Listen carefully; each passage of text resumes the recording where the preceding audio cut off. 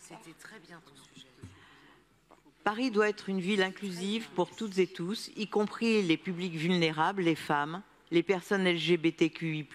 les usagers de drogue, les TDS, travailleuses et travailleurs du sexe, les migrantes et les migrants. Paris s'est doté d'une direction publique de la santé qui se doit de réduire les inégalités territoriales et les inégalités d'accès aux soins liées à la précarité économique, à l'âge, à un handicap, au genre, aux difficultés d'accès aux droits, à l'exil. Pour relever le défi de l'égalité d'accès aux soins, la municipalité doit être en capacité d'agir et déploie une politique d'accès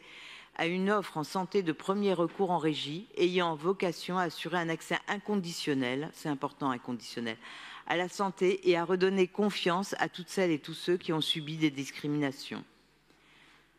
La crise sanitaire a contribué à accentuer les inégalités de santé déjà existantes, mettant notamment un coup d'arrêt à la politique de lutte contre le VIH et aux actions hors les murs menées par les associations qui ont dénoncé une précarisation des publics fragiles vivant avec le VIH, notamment les personnes transgenres, les personnes nées à l'étranger et les travailleuses et travailleurs du sexe.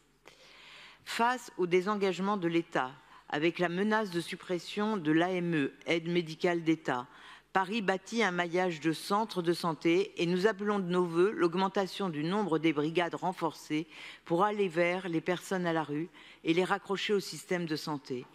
Merci à toutes les associations qui, au travers de permanences ou de maraudes, nous accompagnent dans cette action. Emmaüs, Croix-Rouge, Armée du Salut, Secours catholique.